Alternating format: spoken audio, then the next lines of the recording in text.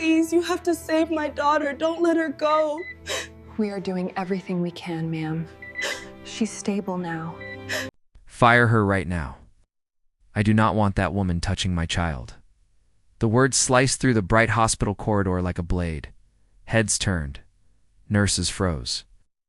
And in the middle of it all, one calm, steady nurse stood silently. Within minutes, the woman shouting would be begging for her help. Fire her right now. I do not want that woman touching my child. Marissa.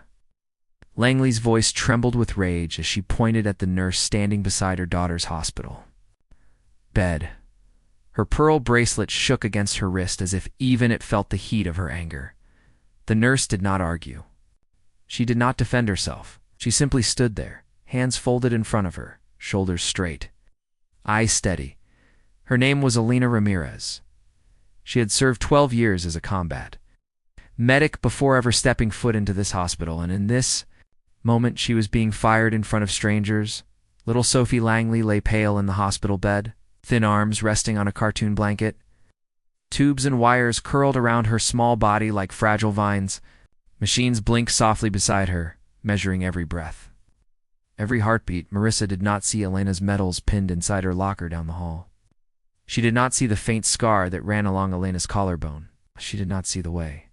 Elena's hands, though gentle, carried the memory of battlefields.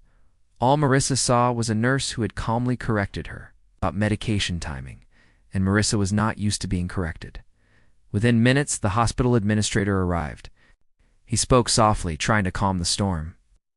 But Marissa's husband owned half the commercial buildings downtown. Donations had built this pediatric wing. Pressure moved faster than truth.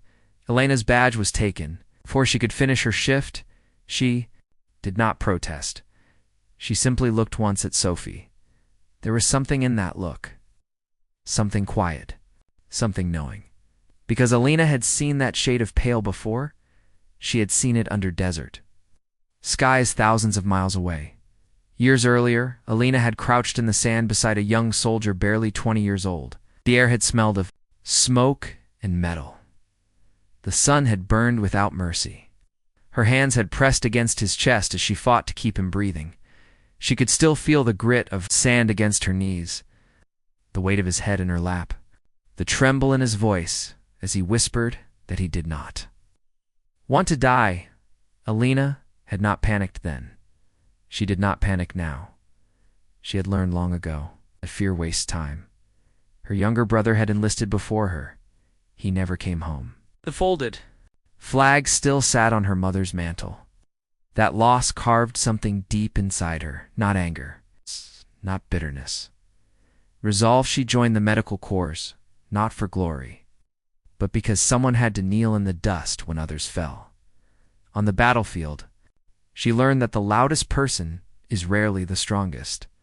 True strength stands steady when chaos screams, and she carried that lesson into every hospital room she entered. Back in the pediatric ward, whispers moved quietly among the staff. Some nurses avoided eye contact, looked down at their shoes. It was easier to stay silent than to challenge power. Alina gathered her small bag from the locker room. Inside was a folded photo of her unit, faces smiling under harsh sun. Some of those faces existed now only in memory. A younger nurse caught up to her near the exit. That was not right. The younger nurse murmured, eyes wet. Alina offered a small smile sometimes. Doing right does not look loud, she said softly, but it always shows up when it matters. She stepped outside into the cool afternoon air. The hospital doors closed behind her, and upstairs, Sophie's breathing changed. At first it was subtle, a shallow rise of her chest. A slight delay between breaths. The machine beside her blinked faster. Marissa was scrolling through her phone, already telling a friend how she had handled the situation. She barely noticed when the rhythm shifted. A nurse hurried in. Then another. The air in the room grew tight. Sophie's lips turned, faintly blue. Her small body seemed to forget how to breathe. Suddenly the room filled with urgency. Doctors were called. Oxygen levels dropped. Instructions flew. Marissa's confidence drained from her face. replaced by something raw and primal. Fear. What is happening to my baby? No one answered clearly. They were moving too fast. But one older doctor muttered under his breath that he wished Ramirez were still here. Marissa heard it. Ramirez, the name felt heavy now. Elena had only made it halfway to the parking lot when she sensed it, not by magic, not by instinct alone, but by pattern. The image of Sophie's pale skin replayed in her mind. The subtle tightness in the child's neck muscles, the quiet struggle in her breath that most would miss. Elena turned back toward the hospital. Inside, chaos was building. Sophie's airway was collapsing due to a rare reaction. Seconds mattered, and the specialists who understood this reaction best had trained. Under Elena years ago, the administrator hesitated only a moment before calling. Elena's phone, his voice had lost its authority. "We need you back." Elena did not ask for apologies, she simply walked.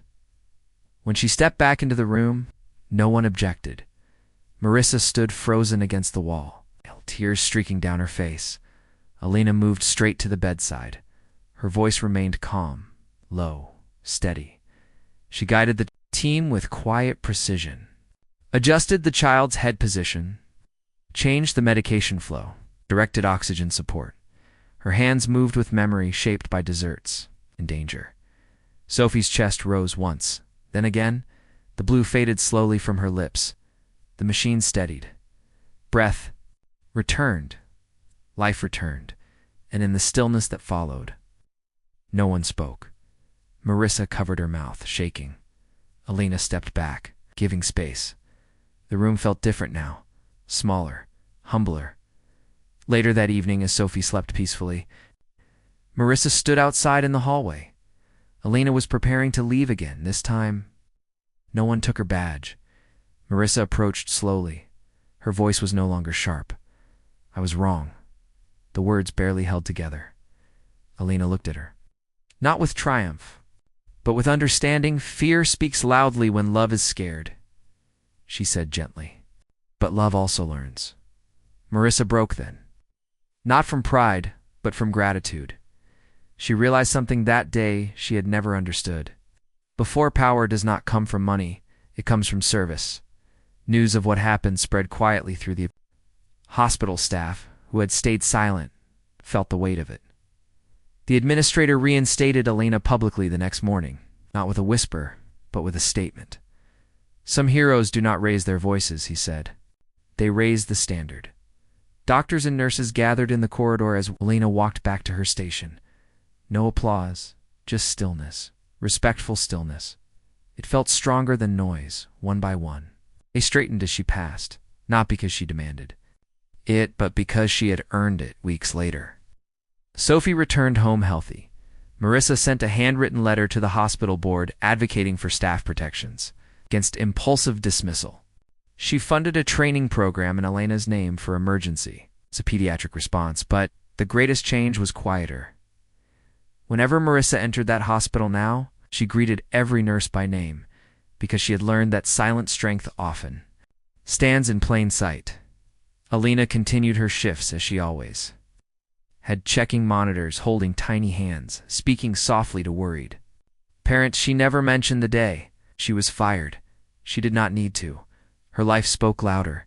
There is a kind of strength that does not shout, a kind of courage that does not demand attention. Elena carried both. She once told a young intern who asked how she stayed so calm, "The moment is not about you. It is about the life in front of you," and that truth saved more than one child, in a world quick to judge and slow to listen. It is easy to mistake silence for weakness, but sometimes silence is discipline. Sometimes silence is honor, and sometimes silence is the reason someone gets to breathe again. If this story moved you, share where you are watching from. Tell us in the comments if you have ever seen quiet strength change a moment, and subscribe for more stories that honor the heroes who stand steady when the world shakes. Because not all heroes wear medals where we can see them. Some simply stand by the bedside and wait for the moment that matters most.